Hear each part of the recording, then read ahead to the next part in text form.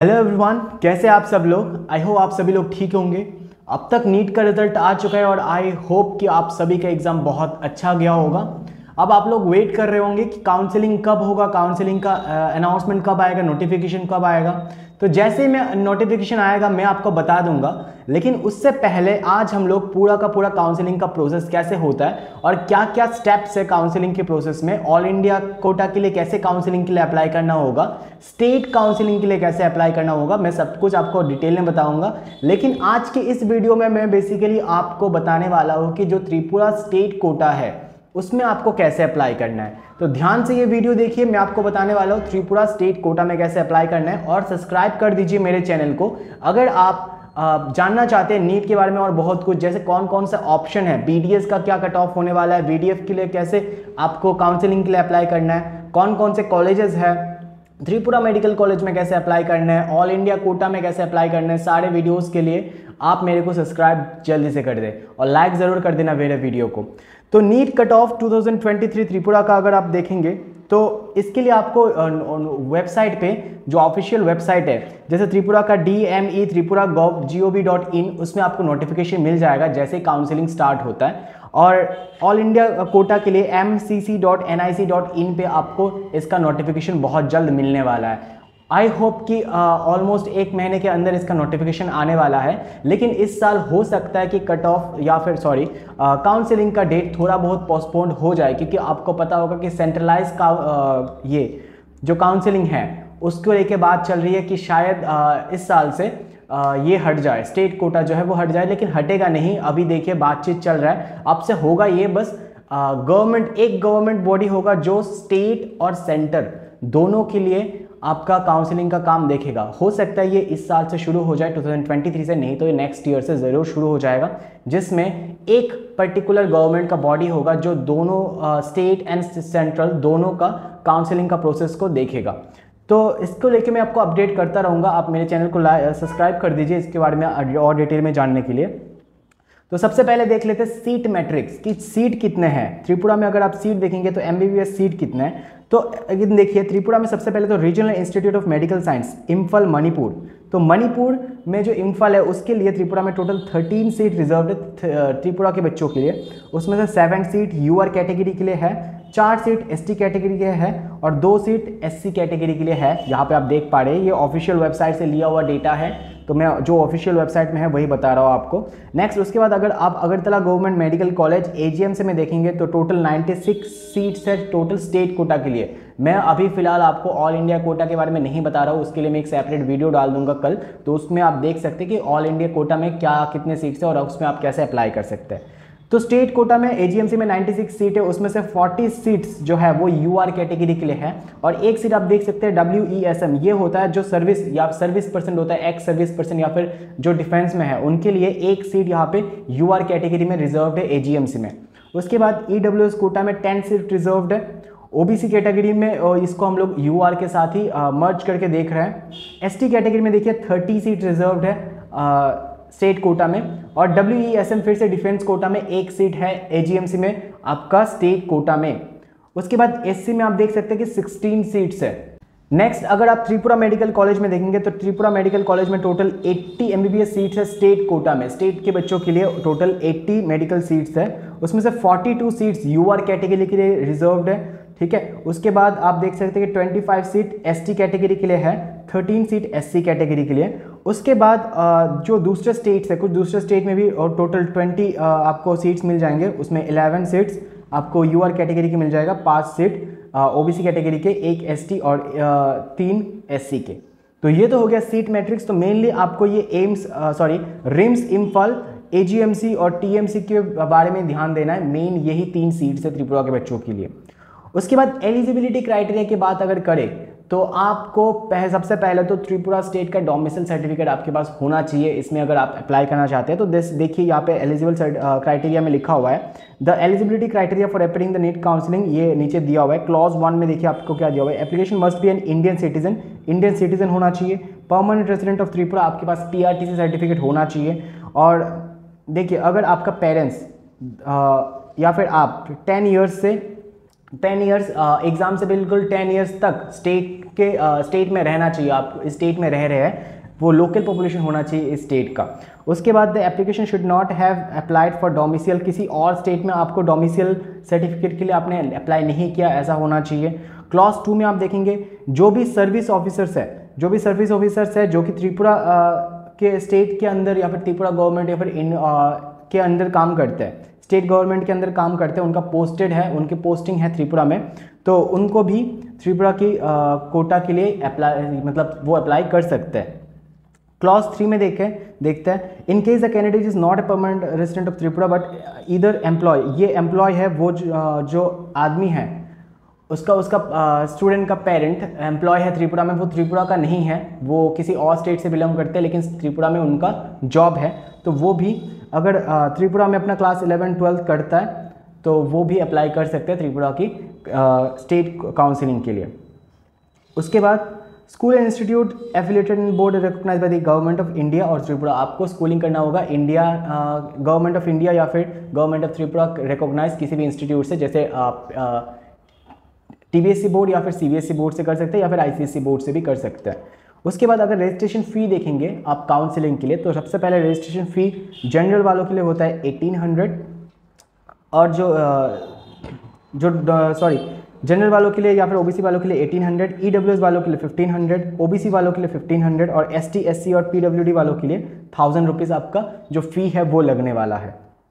Security deposit का अगर मैं बात करता हूँ तो सिक्योरिटी डिपॉजिट देखिए राउंड 1 में नहीं लगता है, स्टेट कोटा में राउंड 1 में कोई सिक्योरिटी डिपॉजिट नहीं लगता है, लेकिन आप अगर राउंड 2 के लिए अप्लाई करने वाले हैं तो राउंड 1 राउंड 2 क्या होता है ये मैं वीडियो में आपको आगे बताऊंगा कि राउंड 1 राउंड 2 क्या होता है काउंसिलिंग में। सबसे पहले अगर आप राउंड 1 के लिए बात करता हूँ मैं, तो आपको कोई सिक्योरिटी डिपॉजिट नहीं देना पड़ेगा, लेकिन आप राउंड 2 के लिए अप्लाई करेंगे, ठीक है, तो आपको क्या करना पड़ेगा 10,000 रुपीज़ का जो सिक्योरिटी डिपॉजिट है जो कि फुल्ली रिफंडेबल है वो आपको ये करना पड़ेगा, फीस पे करना पड़ेगा। लेकिन ये सिक्योरिटी डिपॉजिट जो है वो हर एक कंडीशन में आपको रिफंडेबल नहीं है। क्या क्या कंडीशन है, कौन कौन से कंडीशन में ये रिफंडेबल नहीं है ये भी मैं आपको बताऊंगा आगे, लेकिन आपको ध्यान रखना है जो 10,000 रुपीज़ है वो सिर्फ जनरल कैटेगरी या फिर OBC कैटेगरी के लिए है। ST SC के लिए उसका बस आधा यानी कि 5,000 जो सिक्योरिटी डिपॉजिट है वो पे करना है आपको किसी भी गवर्नमेंट रन कॉलेज के लिए जो AGMC है या फिर रिम्स है उनके लिए करना है। जबकि प्राइवेट कॉलेज जैसे TMC हो गया तो TMC के लिए आपको थोड़ा सा ज़्यादा सिक्योरिटी डिपॉजिट देना पड़ेगा, ऑलमोस्ट 1 लाख रुपए का सिक्योरिटी डिपॉजिट आपको देना पड़ेगा जो कि रिफंडेबल है, आपको वापस मिल जाएगा अगर आपका एडमिशन नहीं हुआ तो। उसके बाद आप समझ लेते कि राउंड 1 राउंड 2 होता क्या है। तो आपको सबसे पहले ये समझ लेना है कि काउंसलिंग जो होता है वो दो बॉडीज़ कंडक्ट करवाता है। एक तो MCC करवाता है जो कि पूरे इंडिया ऑल इंडिया कोटा के लिए करवाता है, दूसरा स्टेट कोटा के लिए कोई भी स्टेट जो स्टेट रन बॉडीज है या फिर स्टेट गवर्नमेंट है वो करवाता है। सबसे पहले आप अगर देखेंगे तो इसमें मेनली 2 राउंड होता है, राउंड 1 एंड राउंड 2। राउंड 1 मतलब अगर आपने किसी कॉलेज के लिए अप्लाई किया, जैसे एक स्टूडेंट है उसने AGMC के लिए अप्लाई किया और उसको AGMC मिल गया, ठीक है, तो उसको तो एडमिशन मिल गया तो उसके लिए अच्छा है। लेकिन अगर किसी स्टूडेंट को AGMC में नहीं मिला तो वो क्या कर सकता है, किसी दूसरे कॉलेज के लिए भी प्रेफर कर सकता है। मान लीजिए कि वो रिम्स के लिए या फिर किसी दूसरे कॉलेज के लिए TMC के लिए वो प्रेफर कर सकता है। तो इसी को हम लोग बोलते हैं राउंड 1 राउंड 2। तो राउंड 1 में अगर आपका एडमिशन नहीं हो सकता है उसी कॉलेज में राउंड 2 में आपका एडमिशन हो जाए, कुछ सीट अगर वेकेंट होंगे तो। उसके बाद एक और राउंड होता है मॉपअप राउंड, उसमें जो राउंड 2 के बाद भी अगर कुछ सीट बच जाते हैं तो वो मॉपअप राउंड में आपको मिलता है। सबसे पहले आप देखिए राउंड 1 में जब आपको काउंसलिंग के लिए फॉर्म आएगा तो आपको वहाँ पे बहुत सारे ऑप्शंस मिलेंगे कि आप कौन कौन से कॉलेज को सिलेक्ट करना चाहते हैं पढ़ने के लिए। आपके पास बहुत सारे ऑल इंडिया के जितने भी कॉलेजेस है, अगर आप ये स्टेट कोटा के लिए, तो स्टेट कोटा में आपको बस स्टेट के लिए जो जो कॉलेज अवेलेबल है, जैसे त्रिपुरा में रिम्स अवेलेबल है, TMC अवेलेबल है, AGMC अवेलेबल है, आप इन तीनों के लिए अप्लाई कर सकते हैं। लेकिन आपको तीनों में प्रायोरिटी देना पड़ेगा कि सबसे पहले आप कौन से कॉलेज में जाना चाहते हैं। लेकिन जैसे कि आप अगर मान लीजिए कि रिम्स में जाना चाहते हैं तो आपका फर्स्ट प्रायोरिटी होना चाहिए रिम्स, सेकंड में आपका AGMC एंड थर्ड में आपका TMC होना चाहिए अगर आप रिम्स में जाना चाहते हैं तो। अगर मान लीजिए आपका फर्स्ट प्रायोरिटी AGMC है तो आप AGMC में अप्लाई करेंगे। राउंड 1 की बात करते हैं। राउंड 1 में मान लीजिए आपने जो कॉलेज सिलेक्ट किया, जैसे आपने रिम्स सिलेक्ट किया तो आपको रिम्स नहीं मिला किसी वजह से, ठीक है, सीट अलॉट नहीं हुआ, तो आप क्या कर सकते हैं, वहाँ से एग्जिट ले सकते हैं। एग्जिट मतलब आपका जो आप बोल देंगे कि मुझे एडमिशन नहीं लेना, और आपको आपका जो डिपॉजिट है, सिक्योरिटी डिपॉजिट, जो कि नहीं है इसमें, ऑल इंडिया कोटा में होता है, यहाँ पे नहीं है, तो वो आपको मिल जाएगा। या फिर आपका जो रजिस्ट्रेशन फ़ी है वो तो नहीं मिलता, लेकिन सिक्योरिटी डिपॉजिट अगर होता तो मिल जाता। सेकंड, अगर आपका चॉइस फिल्ड हो गया, मतलब आपको जिस कॉलेज के लिए आपने अप्लाई किया वो कॉलेज मिल गया, अलॉट हो गया, तो आप क्या कर सकते हैं, उसमें आप ये कर देंगे, उस कॉलेज में विजिट करेंगे और एडमिशन के लिए अप्लाई करेंगे। तो सीट अलॉट हो गया तो आपको एडमिशन ले सकते हैं। लेकिन अगर मान लीजिए आपको एजीएमसी में मिला, लेकिन आप एजीएमसी में जाना नहीं चाहते, आप रिम्स में जाना चाहते हैं, तो आप एजीएमसी में जाके क्या कर सकते हैं, अपग्रेडेशन के लिए अप्लाई कर सकते हैं कि मुझे अपग्रेड करवाना है, ठीक है। अगर मान लीजिए आपको एक और कॉलेज, इससे भी अच्छा कॉलेज के लिए अप्लाई करना है, तो आप अपग्रेडेशन का ऑप्शन दे सकते हैं वहाँ पे।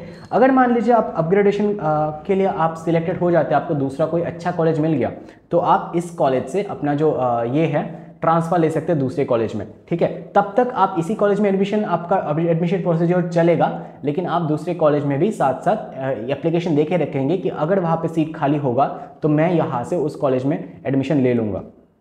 फिर आता है राउंड 2। राउंड 2 में मान लीजिए राउंड 2 में आप पहुँच गए किसी वजह से कि आपका सिलेक्शन नहीं हुआ राउंड 1 में, राउंड 1 में आपको जो सीट चाहिए था वो आपको नहीं मिला, तो आप जाएंगे राउंड 2 में। तो मैं राउंड 2 की बात कर रहा था। राउंड 2 में आपको चॉइस मिल जाएगा कि अगर आप राउंड 1 में सिलेक्ट नहीं हुए किसी कॉलेज के लिए, तो आपको राउंड 2 का ऑप्शन मिल जाता है, और यहाँ पे आपको एक सिक्योरिटी डिपॉजिट देना पड़ेगा।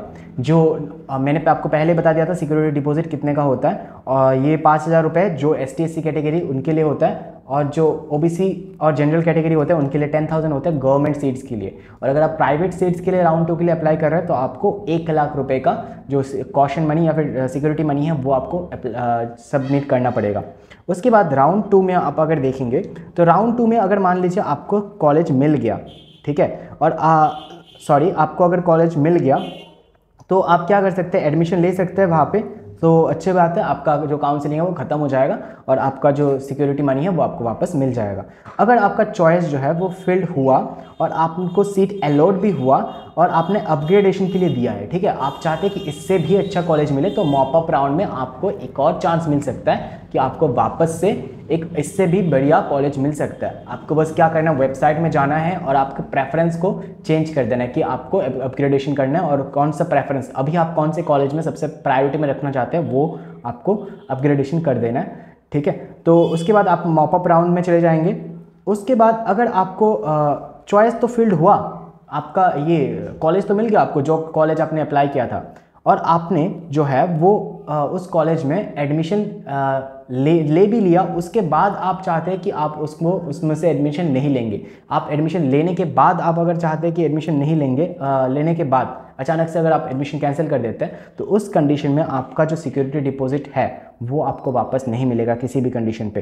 तो आपका जो 10,000 रुपीज़ या फिर 5,000 रुपीज़ है वो आपको वापस नहीं मिलेगा उस कंडीशन पे। आपको क्या लगेगा, एक फ़ाइन लगेगा, ठीक है। और अगर आपका चॉइस फिल नहीं हुआ तो ऑटोमेटिकली आप मॉप अप राउंड के लिए चले जाएंगे, और वहाँ पे भी अगर आपका एडमिशन नहीं हुआ किसी कॉलेज में तो आपको आपका सिक्योरिटी मनी मिल जाएगा वापस, और अगर हो गया तो फिर अच्छी बात है, आपका एडमिशन हो गया, कॉन्ग्रेचुलेशंस।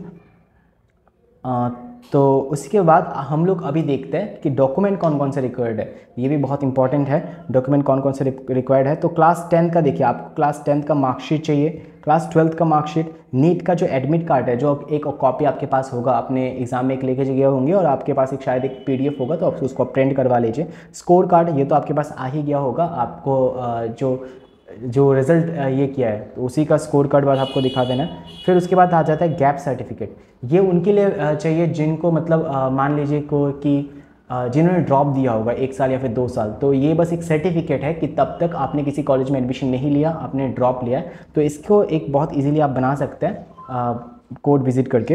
फिर प्रूफ ऑफ आइडेंटिटी, कोई आधार कार्ड या फिर वोटर ID कुछ भी आप ले सकते हैं। कैटेगरी सर्टिफिकेट, अगर आप SC ST या फिर OBC कैटेगरी से बिलोंग करते हैं तो आपको कैटेगरी सर्टिफिकेट भी चाहिए। उसके बाद सीट अलॉटमेंट लेटर, ये आपको मिल जाएगा उस वेबसाइट से जिस वेबसाइट में आप इसके लिए अप्लाई करेंगे, काउंसलिंग के लिए अप्लाई करेंगे, उस वेबसाइट में आपको सीट अलॉटमेंट लेटर भी मिल जाएगा। पासपोर्ट साइज़ फ़ोटो आपको चाहिए, डोमिसाइल सर्टिफिकेट यानी कि आपको PRTC चाहिए, ट्रांसफ़र सर्टिफिकेट आपको चाहिए स्कूल से, ये स्कूल से आपको मिल जाएगा। माइग्रेशन सर्टिफिकेट भी आपको स्कूल से मिल जाएगा, आपको स्कूल में जाना है, बोलना है माइग्रेशन सर्टिफिकेट के लिए, वो दे देंगे। इनकम सर्टिफिकेट चाहिए, अगर आप इन केस अगर आप EWS कोटा के लिए अप्लाई कर रहे हैं तो आपको इनकम सर्टिफिकेट भी चाहिए। साथ में WESM सर्टिफिकेट चाहिए उनके लिए। WE सर्टिफिकेट वो सर्टिफिकेट होता है जो डिफेंस पर्सनल्स को मिलता है अपने, वो उनको मिल जाएगा अपने जो भी ऑफिस होगा उनके, जिस भी डिफेंस में वो होंगे तो उनके ऑफिस से यह सर्टिफिकेट मिल जाएगा, तो वो सर्टिफिकेट आपको सबमिट करना पड़ेगा। ठीक है, तो इतना ही था त्रिपुरा का कट ऑफ, त्रिपुरा के काउंसलिंग के बारे में। अगर आप त्रिपुरा के कट ऑफ, HMC के कट ऑफ या फिर रिम्स का कट ऑफ का वीडियो देखना चाहते हैं तो आपको मेरे चैनल पे मिल जाएगा वीडियो, आप प्लीज़ विजिट कर सकते हैं वहाँ पे। और मेरा अगरतला में एक ट्यूशन सेंटर है द साइंस लैब नाम से, रामनगर 1 में मेरा ट्यूशन बेस्ड है। तो आप चाहे तो मेरे को इस नंबर पे कांटेक्ट कर सकते हैं। मैं फिजिक्स और केमिस्ट्री का ट्यूशन देता हूँ क्लास 9 to 12 के लिए, तो आप मेरे से कांटेक्ट कर सकते हैं। और अगर आप एक ड्रॉपर है तो आपके लिए भी बहुत अच्छा अपॉर्चुनिटी है, मेरा एक ड्रॉपर बैच भी है, तो आप उसमें भी ज्वाइन कर सकते हैं। और मेरे वीडियो को प्लीज़ सब्सक्राइब कर दीजिए, मेरे चैनल को सब्सक्राइब कर दीजिए, क्योंकि मैं आगे बहुत सारी इंफॉर्मेटिव वीडियो अबाउट नीट और नीट का जो फिजिक्स और केमिस्ट्री का वीडियोज़ भी मैं डालूंगा इस चैनल पर। तो प्लीज़ आप मेरे चैनल को भी सब्सक्राइब कर दीजिए। उसी के साथ thank you, thanks for watching and keep learning.